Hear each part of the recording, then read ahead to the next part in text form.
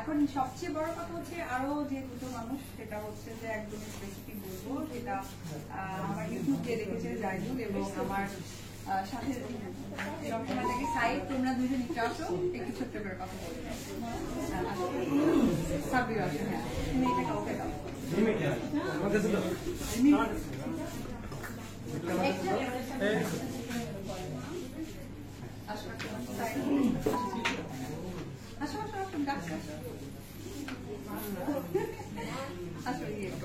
Makeup করে নিল। ও হচ্ছে অ্যাকচুয়ালি জাইদুল ইসলাম আপন, নামটা খুবই পরিচিত কোনো না কোনো ভাবে, খুব স্বাভাবিক, যেহেতু ইউটিউব দেখে এবং ইউটিউবের সবকিছু ইয়ে করে, সবসময় অনেক বেশি সাপোর্ট করে আপু কন্টেন্ট বা আমার ফ্যান ফলোয়াররা কি চায় ওটা চিন্তা করে।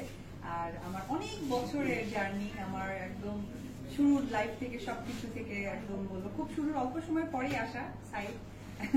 তোমরা দুজনকে আমাকে ছোট্ট করে কিছু বলে যাও, কেন তার সাথে থাকা ভালো লাগা।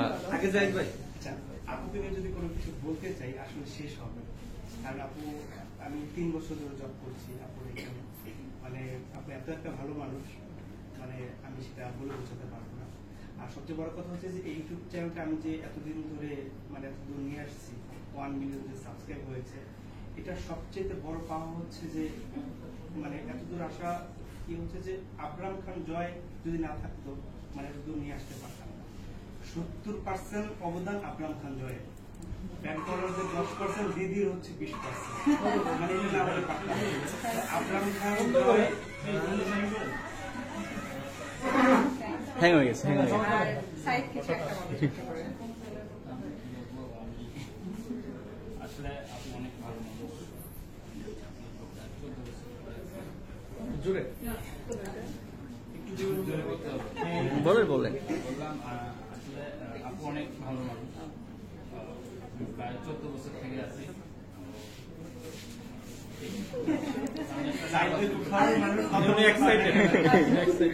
আর একজন মানুষ আপনারা জানেন, সবাই কিন্তু আমার পছন্দের মানুষ, তবে আমার একটা বন্ধু আছে। বন্ধুত্বর পেছনের কারণটা হচ্ছে আমি ঠিক আমার যখন একটা ব্যক্তি জীবনের একটা সময় শুরু হয়, ঠিক তখনই আসলে তার সাথে আমার পরিচয় হয়, এবং পরিচয়ের প্রথম যে ধাপটা ছিল আমাদের এডুকেশন ইয়ার, এবং সাথে সাথে হচ্ছে যে আমার মার নাম, তার নাম, তার মার নাম, এই সবকিছু মিলে আমাকে বন্ধুত্ব সৃষ্টি হয়। আচ্ছা, রাহাত সাইফুল যদি একটু আসছে, যদিও আজকে কিন্তু রাহাত সাইফুল সাংবাদিক হিসেবে আমি পরিচয় করেছি না, আমার বন্ধু হিসেবে। আচ্ছা বন্ধু, তুমি আমাকে খালি একটা কথা বলো যে আমার সাথে তোমার বন্ধুত্ব, কাজের জায়গায় সবকিছু মিলে কেন, মানে আসলে বন্ধুত্ব কিন্তু অনেক বিশাল একটা ডেফিনেশন। আচ্ছা, তোমার সাথে আমার বন্ধুত্বের আগে সবচেয়ে বেশি মনে হয় যে তুমি ফ্যামিলিয়ার পার্সন, হ্যাঁ, এবং আমার কাছে মনে হয় আমি কিন্তু আমার ফ্যামিলির মানুষের সাথে আমার অথবা আমার আইডিয়া শেয়ার করছি না, মনে হয় যে জানা দরকার বা বলা দরকার, তুমি সেটা যখনই মনে পড়ে তখনই তুমি সেটা বলো। তো আজকের যে বিষয়টা সেটা আমি একটু বলি, সেটা হচ্ছে আমি মনে করি অবিশ্বাস হচ্ছে একটা ব্র্যান্ড, এবং সেই ব্র্যান্ড বিদায় মাত্র 12 মাসের ভিতরেই 1 মিলিয়ন হয়েছে। কারণ আমি জানি এই ইউটিউব চ্যানেলে মানে মেক করা কোনো প্রোডাকশন, নাটক, সিনেমা, মিউজিক ভিডিও এগুলো দেওয়া হয়নি, শুধুমাত্র আমাদের মামা আবরাম খান জয় এবং অপু বিশ্বাস ওদের যে ভিডিও ক্লিপস গুলো, মানে নিত্য দিনের যে ধরনের কর্মকাণ্ড গুলো হয় সেগুলো এখানে দেওয়া হয়েছে, তাতেই এত সাবস্ক্রাইব হয়েছে। তো সেই জায়গা থেকে আমরা আসলে আবারও প্রমাণ হলো যে অবিশ্বাস একটা ব্র্যান্ড, এবং সেই ব্র্যান্ডের কারণেই আজকে এই তার সফলতা, এবং এটা আমাদের কাছেও খুব ভালো লাগার। এবং আমার মনে পড়ে এই ইউটিউব চ্যানেল যখন মানে ওপেন করা হয়নি তার আগে থেকে আমি ওকে বারবার বলছিলাম যে বন্ধু তুমি একটা চ্যানেল খুলো, এটা কিন্তু ভালো করবা। তো ও বলছিল যে এগুলো তো আসলে আমার সময় নেই, যেটা আমি পারবো না, কে দেখবে, কে ই করবে। তো ও আমাকে অনেকবার বলছিল যে তুমি এটা করো, আসলে আমিও এই ব্যাপারটা অতটা বুঝি না বা ওইটা টেক কেয়ার করার মতো সময় আমার নেই। এরপরে ও এই যে জাহিদকে নিয়োগ দিয়েছেন বা আরো যারা আছে ওনারা এটা নিয়ে আসে। তো আমি আসলে এই অপবিশ্বাস ইউটিউব চ্যানেলের সফলতা কামনা করি, এবং আমার বিশ্বাস এই চ্যানেল থেকে ভালো ভালো প্রোডাকশন তৈরি হবে, ভালো ভালো নাটক, ফিল্ম এগুলো নির্মাণ হবে, এবং আমাদের সাংস্কৃতিক অঙ্গনকে আরো রিচ করবে অপবিশ্বাসের হাত ধরে। সবাইকে ধন্যবাদ। আমি তাহলে কেকটা কাটি, আমরা সাংবাদিক ভাইরা যারা আছেন আমরা এখানে শেষ করি।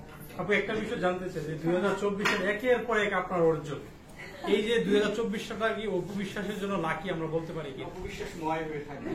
না আসলে লাকি বলবো না, আমি এই কথাটাকে এইভাবে উপস্থাপন করতে চাই।